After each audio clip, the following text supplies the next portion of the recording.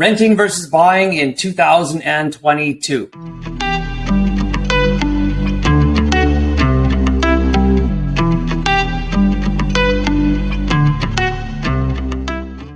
I'm Jessi Johnson, best-selling author and Greater Vancouver Realtor and mortgage broker since 2006. And I'm Azim Virani, longtime real estate investor and also Metro Vancouver Realtor. In this episode of Own Your Life, we plan to cover the following topics: renting versus buying in 2022, July's sales data, a real estate market update, and then freeing up cash flow to survive inflation. So first off, talking about renting versus buying, rental rates are up 20 to 30% in various markets. This is just in the past year. Specifically, Vancouver's up 25%, but some of the surrounding areas are even higher. Vancouver averages right now $2,900, so $2,900 a month for the average rent.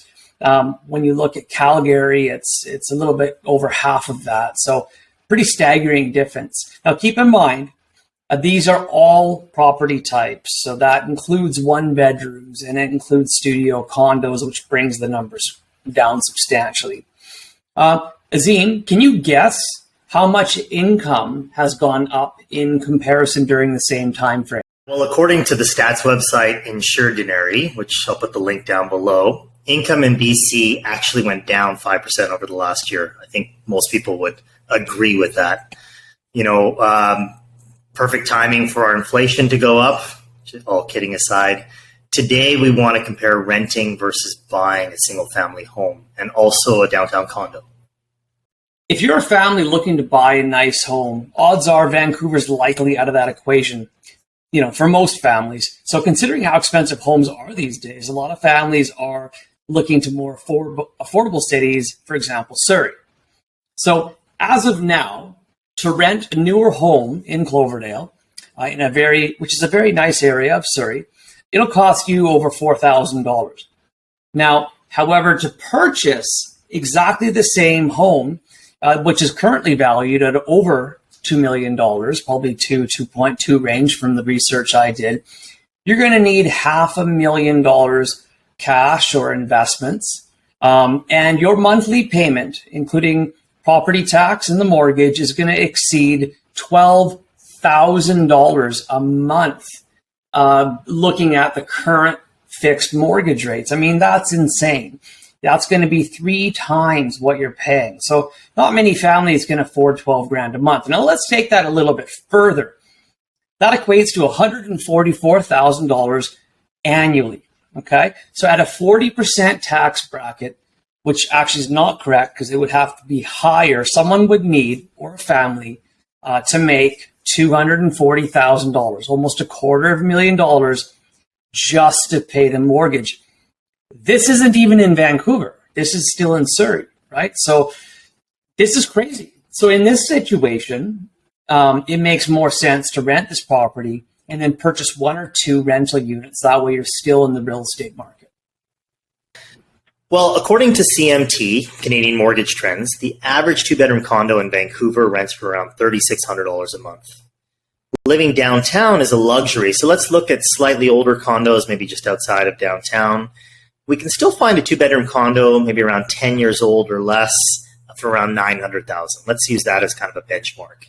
For that, you're going to need a minimum down payment of about $65,000, which is, of course, going to come from your savings, your RSPs, your investments, etc. Let's not forget about PTT, property transfer tax. On a unit of that cost, it's going to run you about $16,000. Bring in all your other closing costs. Let's assume you're now in for about $85,000 to buy that $900,000 condo. So at current mortgage rates, strata fees, annual property taxes, your monthly cost for owning that home is going to be about $5,000. So when you look at rent being $3,600, is it worth paying an extra $1,400 a month? Let's do some math. If you want to own $1,400 a month extra beyond the rent times 12 months in a year, it's going to get you to $16,800. Times that now by 10 years, because let's look at a broader picture of about 10 years. And that's going to take you to $168,000 in additional payments from ownership versus rent. However, here's where the big numbers come in. In Vancouver, properties traditionally double every 10 years, meaning your $900,000 condo that you started with 10 years from now could be worth around $1.8 million. You also have paid off about 10 years worth of your principal based on a 30-year amortization mortgage. And that's going to equate to about $145,000. So your net worth has now increased by around $1.145 million. Subtract the additional cost in ownership, $168,000, from that 1.145, and you're now $977,000 richer. This is also tax-free, if that's your primary residence, of course, which is what we're talking about. So is it better to buy? Based on these numbers, clearly still better to buy. So one more thing from looking at data earlier to add to what you're talking about. I was curious, we were curious, how much more than doubling every 10 years is the actual number. Going back 40 years, properties have actually gone up over 1,000%, substantially more than doubling over 10 years. So these numbers are ultra conservative. When you look at the graph, aside from the mid-late 70s to the mid-80s, you're seeing greater than double gains every sort of 10-year period. There's always dips in the market, but anyone that's lived in Vancouver, that's owned in Vancouver, knows what the market is like here. So. Yeah, aside from 2008, the dips are, and that was really only not that long. And we recovered from that. We recovered from that pretty quickly. We did. Yeah, we did. So, okay, how about buying a home on a budget? $1 million budget. Do homes still exist at below $1 million? They do for now, but how long is the underlying question here? Where do I find these homes? So if you check out Real Estate Vancouver, BC.com, easy to remember, click the advanced search, and it's really easy where you can specifically look up homes below 1 million. Abbotsford and Chilliwack are probably your best bets in the lower mainland.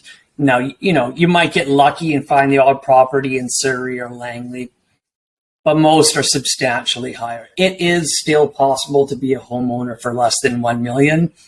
For those who are considering it, it's a pretty good option. I don't think it's going to last. And the other big factor here is when you exceed 1 million or get right close to it, you can't put 5% down on the first $500,000, 10% on the remainder. You have to put 20% down, plus, of course, your property transfer tax. So when you get past $1 million, you're getting around the 240 range, with down payment and property tax. That number jumps exponentially. So if you need a house, you've got a window right now. Using the same numbers as recently mentioned, thank you, Azim, for doing those calculations, it would cost around $5,000 in the mortgage and annual property tax. You're going to have a slightly higher mortgage, but you're going to have no strata fees. So very similar in that regard. Now, rental costs are actually much higher in Chilliwack and Abbotsford compared to the property values. That same home would easily cost $3,500 to $4,000 to rent. So in this argument, you're much better off to buy than rent again. So keep in mind that if you own a home, you have better chances of being able to rent out the basement suite, which is awesome, or rent a spare room on Airbnb, which I've done many times with huge success for additional rental income. You could easily get $1,000 to $2,000 a month, which I've done, renting out a room at 50% occupancy. I love Airbnb. Of course, the downside is most municipalities, unfortunately, forbid you for doing that in the lower mainland. The moral of the story is that it's much harder to purchase more expensive homes. I meant to say it's much harder to purchase more expensive homes, and it appears better to rent them instead, but still hold rental properties. I'm talking like, the multi-million-dollar homes and whatnot. Furthermore, rental rates are expected to skyrocket in the next few years, even more, from the super low vacancy rates, low inventory, and record immigration. So always purchase a principal residence if you can. Well, let's look at July sales data. Metro or Greater Vancouver, whatever you want to call it, same thing. Detached home sales are down over 43% this year. And when you look at the last 12 months, it's down 49%. A reminder, these are sales volume numbers, not prices, because don't get so excited that prices have dropped 49%. They haven't. While townhomes in the same area and same time frame are down 53%. So sales are really down in townhomes. If we look at this chart, the sales to active ratio graph, detached homes are now in a buyer's market territory. That's some great news for buyer clients. Townhomes are in a balanced market, but that's still much better than where we were 5-6 months ago, where the market was just crazy. Over 25% of condos in Metro Vancouver are still selling. So in the condo segment, it's still staying in a seller's market.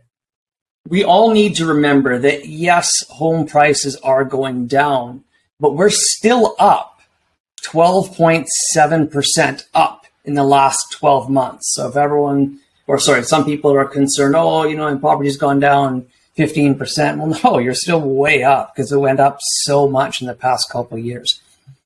So that's an amazing ROI, which is the acronym for return on investment. So did you know that in the past 15 years, the average Metro or Greater Vancouver home went from $670,000 to over $2 million? That's just in the past 15 years. That's crazy. That is absolutely crazy. That means it's tripled in value. That is insane and made millionaires just from home ownership. Looking at average home prices, Canada's national average home price fell for the 5th consecutive month in July. The average home price is now down 23% since reaching the peak back in February. Check out this graph, average national home price. You can see we're already back to pricing from 2020. You'll also see direct correlation between price and inventory, supply and demand, as you could say. We haven't seen sales this low since early in the lockdown in 2020. Talking about the pandemic lockdown, we all remember everyone was locked up in their homes. It wasn't the easiest time to be a real estate agent or to be looking to buy a home. You're looking at photos, virtual tours online. That was the best we could do back then. So, to think now that with those constraints back then, our sales are down at that level, it's getting a little scary.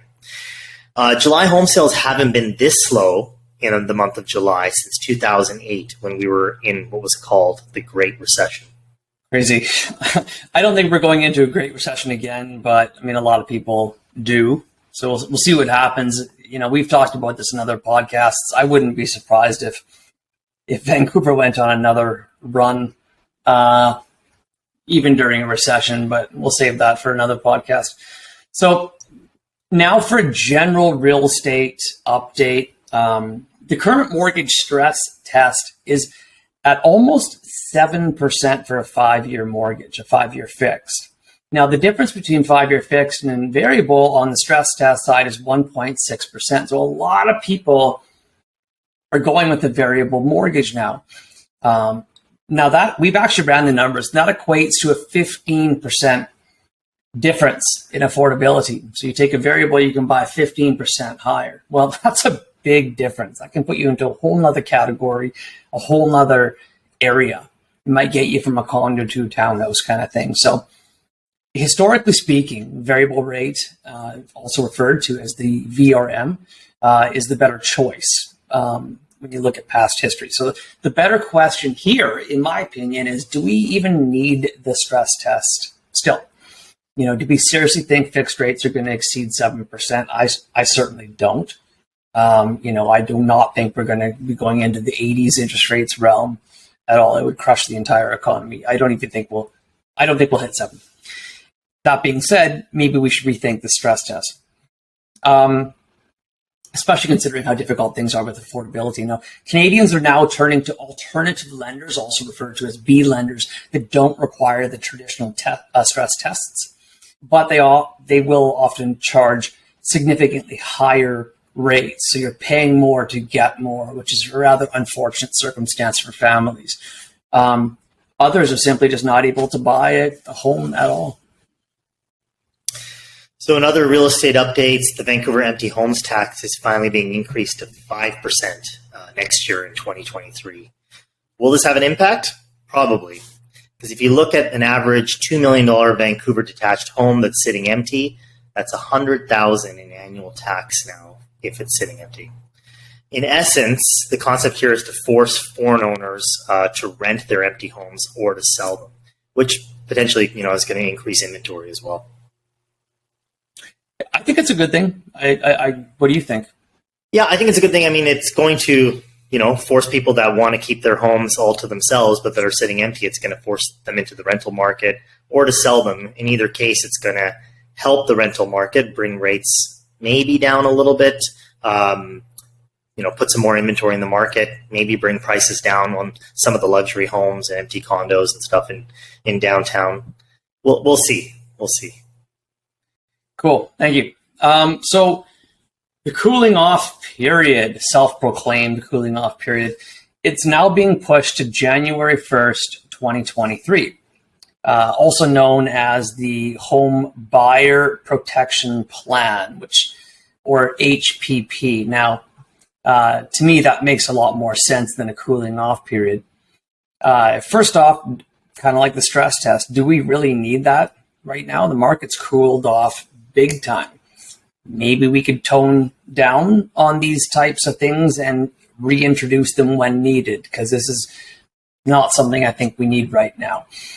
The province claims that this 3-day cooling off period will help to ensure home buyers have the opportunity to conduct due diligence, such as securing financing or arranging a home inspection, reviewing strata docs, stuff like that. Now, subjects are usually 5 business days. So 3 business days to get this all together is very tight. Essentially, you need to have your financing all pre-approved with all documents submitted in advance, as well as when you get the strata documents, look at them as soon as possible and line up your inspector when you're about to write an offer for this to actually work within that 3-day time period. Bank buyers will have 3 days to back out of the residential purchase after signing a contract. Now, if they do that, there is a fee, and there should be, in my opinion. The rescission or cancellation fee is 0.25%. So if you're buying $1 million property, that's only $2,500. Now, it's better than nothing. I don't know. What do you think, Azim? Do you think that's too low? I think it's a fair number because it's going to do a couple things. It's a sizable enough amount that people are going to think twice before just entering into contracts, potentially entering into multiple contracts. When we look at, an average $1 million home, it's nowhere near the total cost, but when you're looking at what the outlay would be if you cancel, out of your pocketbook in this year, it's going to hurt. But in the same respect, I think it's good in the sense that if a buyer has potential issues, they have this option to execute, which is going to cost them some money, but it's going to be a lot less than, for example, if all of a sudden their financing doesn't come through and they're having to go to B or C lenders, and this is an option to get out. So I think it's kind of going to help people on both sides. So Azim, what is the status of our current housing affordability? That's a great question, Jessi. Housing affordability has deteriorated to its worst levels in over 30 years. Not since 1991 has housing affordability index looked so grim. The data from the index shows a household must now devote 42.8% of its disposable income to housing. And for anyone living in Greater Vancouver that's bought a home recently, this isn't just a stat. You're living with this number every month when you see how much of your disposable income is going to pay for your mortgage and such. The index measures the share of income needed for housing costs such as mortgage payments, utilities, but interestingly doesn't include property taxes, which doesn't make sense to us. The National Bank of Canada, however, tracks all mortgage costs, and what they say is that it takes more than 50% of the average family's income in Canadian urban centers, so that's in the cities, mind you, to sustain home ownership carrying costs. At 50% of a family's income, how the heck do you save for retirement, save for those nice vacations that most people need to kind of enjoy life? I just think you don't. Yeah, you don't. And, like I said, that's these aren't just stats we're rolling out. I'm sure anyone listening to this podcast who lives in a metro area, they themselves or they know people all around them that are in this boat. If you want to own a home, it's costing you a lot of your monthly revenue. Especially if you have kids or, heaven forbid, you've actually racked up a bit of debt and you've got some overhead, an extra $500,000, $2,000 in monthly, liability. I don't know how you're ever going to save, so that's crazy, which kind of leads actually to the next quick topic before we finish up here. So it's a good time to talk about freeing up cash flow to survive the current levels of inflation, because it's tough right now. Many families are struggling to afford basic essentials, food and fuel. If you need help, my mortgage team does have options.